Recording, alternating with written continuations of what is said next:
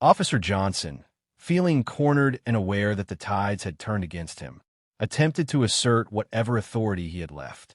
"This is no way to treat a visitor," he shouted defensively, his voice echoing through the diner like a desperate plea.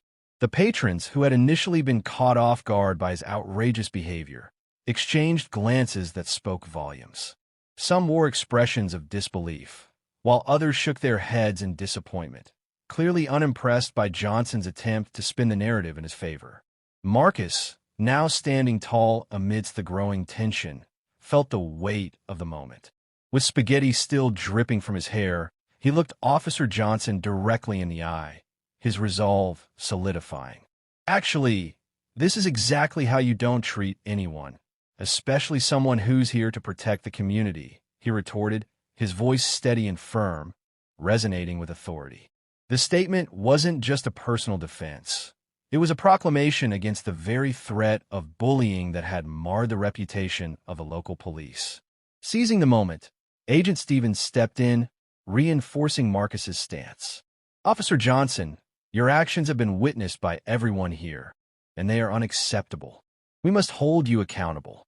His tone was authoritative, and the gravity of his words hung in the air.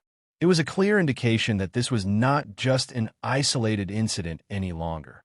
It was a call to address systemic issues of respect and professionalism in law enforcement. As the reality of the situation set in, the atmosphere inside the diner shifted dramatically. The previously hushed crowd began to stir, voices rising in unity.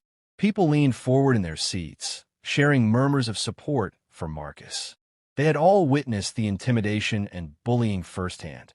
After years of feeling powerless, they were now ready to speak out against the man who had misused his badge for humiliation instead of protection. "Stand up for what's right," a middle-aged woman shouted from the back of the diner, her voice cutting through the tension like a knife. Encouraged by her words, more patrons began to rise. Some applauded, while others called out their agreement with Marcus and Agent Stevens. The sound of clapping grew in strength, enveloping the diner, a resounding signal of solidarity against Officer Johnson's behavior. The energy in the room became infectious. People were no longer just spectators, but active participants in a movement that had been brewing beneath the surface for far too long. The applause rang louder, a clear message. They were united in their discontent with the status quo, and today they would not let it go unchallenged. For the first time, Officer Johnson appeared to grasp the gravity of the situation. The bravado that had buoyed him moments before began to falter. He looked around, seeing not just faces but a community, once silenced by fear, now pulsating with collective determination. The very people he had sought to intimidate were rising up, standing shoulder to shoulder with someone who represented change. His authoritative mask slowly slipped as the applause continued to drown out his feeble attempts at regaining control. "You don't understand," he started, but his words were lost amidst the clamor, drowned out by the voices of those who had finally found their own. "Enough is enough," someone else shouted, riling the crowd further. The diners were energized, standing behind Marcus and Agent Stevens as the agent reiterated the need for integrity and respect in law enforcement. In that moment, it became clear that this wasn't just about one officer's embarrassment. It was about a community reclaiming its voice and demanding accountability. Marcus stood at the forefront of this movement, feeling a swelling sense of pride and purpose. This was more than just a welcome gone wrong. It was a pivotal moment in which a community was beginning to leap forward, banishing the shadows of intimidation that had kept them from being heard for far too long. As the diner buzzed with renewed fervor, it felt as if a storm of change was brewing, a storm that would not only redefine the local police department, but also empower the very fabric of the town itself. Today was just the beginning, and Marcus knew he would stand strong in the face of whatever came next. With the humiliation of the incident still fresh in his mind, Officer Johnson found himself unable to shake the shame that settled over him like a heavy cloak. As he walked out of Benny's diner that afternoon, he was painfully aware that his actions had consequences that extended well beyond a mere prank. The local news quickly picked up the story, framing it as more than an embarrassing spectacle. It became an explosive point of discussion about respect, authority, and accountability in law enforcement. In the following days, news outlets covered the incident extensively, illustrating how a simple act of bullying had ignited a firestorm of community outrage. Local papers ran headlines that described the unusual scene in vivid detail, and social media was ablaze with opinions, commentary, and memes showcasing the saga of the spaghetti incident. The story resonated deeply, provoking conversations about the power dynamics in small towns and the need for law enforcement to treat citizens with dignity and respect. For Marcus, despite initially being the target of ridicule, he emerged from the experience as a hero of sorts, an unexpected advocate for justice against bullying, even in the subtle and unexpected corners of everyday life. The once unassuming diner became a stage where a new chapter in the town's history was written, one that centered around courage, solidarity, and a commitment to fostering a safer community. In the wake of the incident, community discussions flourished. Town hall meetings were organized, allowing citizens a platform to voice concerns about law enforcement practices and to demand ethical conduct from their officers. Marcus, now a pivotal figure in these discussions, found himself unexpectedly at the heart of a grassroots movement for positive change. Initially tasked with a covert mission, he realized that his role had quickly evolved into one of community engagement and advocacy.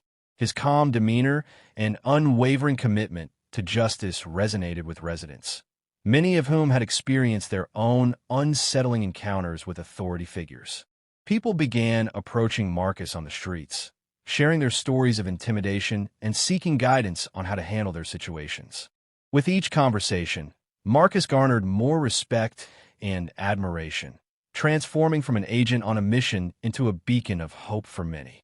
The diner, which had once represented a place of ridicule and embarrassment for Marcus, gradually morphed into a symbol of resilience and community spirit. Patrons began holding informal gatherings there to discuss strategies for enhancing public safety and encouraging positive interactions with law enforcement. Old barriers were broken down, and trust was slowly rebuilt between the police and the citizens they served. As Marcus continued to engage with local leaders and community members, changes began to unfold within the police department. Officer Johnson, confronted with the reality of his actions and the public backlash, took a long, hard look at his behavior. Far from the bully he had been, he began to realize the importance of humility and respect in his role as an officer. It wasn't long before he reached out to Marcus, seeking a way to improve and learn from his mistakes. This path of growth and accountability didn't just change Officer Johnson. It rippled through the entire department, leading to new training programs focused on ethics and community relations. With Marcus's influence, the police began to foster a culture of open dialogue, changing the narrative from one of fear to one of cooperation and support. In the months that followed, the town transformed. What was once an area often marred by distrust became a community where voices were heard, and accountability was the norm. The work was far from finished, but with Marcus leading the charge, the seeds of healing and unity had been planted. The legacy of the spaghetti incident would serve as a reminder, not of humiliation, but of the power of standing up for what is right and the profound impact one person can have on a community. Officer Johnson strolled into the diner, swaggering with an air of authority that had long made him a controversial figure in the town. With his chest puffed out and a crooked grin plastered across his face, he surveyed the room like a king inspecting his domain. His gaze fell upon Marcus, who sat unsuspectingly at a booth, blissfully enjoying a moment of quiet, the calm before the storm. With a sense of mischief igniting his spirit, Johnson approached Marcus, his demeanor dripping with condescension. "What brings you to our humble town?" he sneered, the words laced with barely concealed hostility. It was clear he was looking for trouble, eager to assert his dominance over the newcomer. Marcus, his training in the FBI whispering caution into his mind, maintained a calm and steady demeanor. "Just looking for a new start and some good food," he replied, trying to defuse the rising tension. He believed in the potential for positive connections, After all, he was here to foster goodwill and gauge the climate of law enforcement. But Officer Johnson had no interest in civil discourse. In a shocking show of power, Johnson abruptly grabbed a plate of spaghetti from the kitchen window, his eyes sparkling with cruel delight. He didn't just splash it on Marcus. He poured the entire contents over Marcus's head, as though it were some perverse rite of initiation. The room fell silent, disbelief washing over every diner. Forks were suspended mid-air, and the stickiness of the sauce mixed with the scent of marinara filled the air. Marcus stood there, stunned, as spaghetti dripped from his hair, sauce trickling down his face and soaking into the fabric of his shirt. The initial shock morphed into an unsettling silence, followed by gasps echoing through the diner. Patrons, wide-eyed and incredulous, whipped out their phones, eager to capture the scene for social media feeds. A slice of real-life drama unfolded right before their eyes, and Johnson seemed oblivious to how he had just crossed a serious line. But before anyone could react, before whispers could spread or gestures of support could emerge, an unexpected chaos unfurled in another corner of the diner. Two teenagers, who had been sitting at the counter, exchanged alarmed glances and jumped into action. One of them, a sharp-witted girl named Emily, had been silently observing Officer Johnson's antics. Fueled by a mix of anger and indignation, she shouted, "That's not how you treat people. You're supposed to protect us, not bully us." Her words hung in the air like a lightning bolt, cutting through the tension that had gripped the diner. The other patrons, emboldened by her outburst, began to murmur in agreement. It was as if the shackles of fear had been broken, and a wave of solidarity started to wash over the room. People began to rise from their seats, stepping forward to support Marcus, their own frustrations with Officer Johnson pouring out into the open air. "Yeah, this is ridiculous," a man at a nearby table shouted, slamming his fist onto the table. "We're sick of this behavior." With the atmosphere electrified, Marcus, still dripping in noodles and sauce, finally shook off the shock. He had only just moved to this town, yet it felt as if he was standing at the center of a turning point. "This isn't how law enforcement should function," he said calmly, his voice rising above the din of angry patrons. "If you think you can intimidate me with a plate of spaghetti, you're sorely mistaken." The confrontation escalated, and suddenly, what had initially been a simple act of bullying became a catalyst for change. The people of the diner rallied together, united against Officer Johnson. They weren't just viewers of an embarrassing event anymore. They were taking a stand against the cycle of intimidation that had plagued their town for too long. As the tumult intensified, Officer Johnson's bravado began to slip away. Realization dawned on him that he was no longer in control. The laughter and chants echoing through the diner signaled a new awakening, one that would challenge the very foundation of authority he had previously wielded without consequence. In that moment, the ordinary Wednesday afternoon transformed into a historic turning point, marking the beginning of not only Marcus's mission, but a collective stand against abuse of power in their community. This would be remembered as the day when the people said enough and took back their rights to dignity and respect. Just as things began to spiral out of control, the entrance bell of Benny's Diner chimed, and in walked the director of the local FBI office, Agent Stevens. The weight of his authority filled the room as patrons shifted their attention, eager to see what this unexpected arrival might bring. He had been alerted to the situation by a concerned citizen who had witnessed Officer Johnson's outrageous behavior. As he scanned the room, it became clear that something critical had occurred. The atmosphere crackled with tension and anticipation. Agent Stevens' commanding presence quickly cut through the uncomfortable murmurs that spanned the diner. Upon spotting Marcus, who was still standing there, a spectacle of soggy spaghetti and dripping marinara, his eyes widened with a mix of concern and recognition.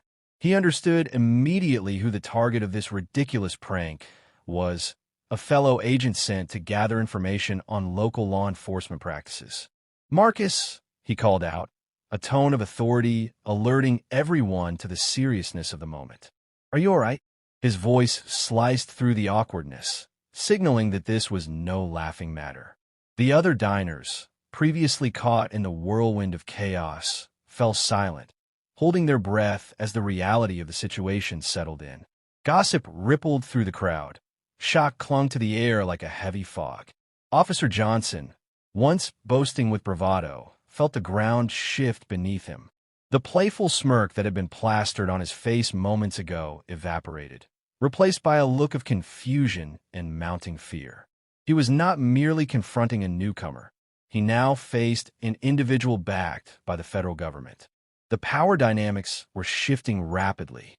Meanwhile, as Marcus regained his composure, still dripping with remnants of his unwelcome welcome, he took a step forward to meet Agent Stevens.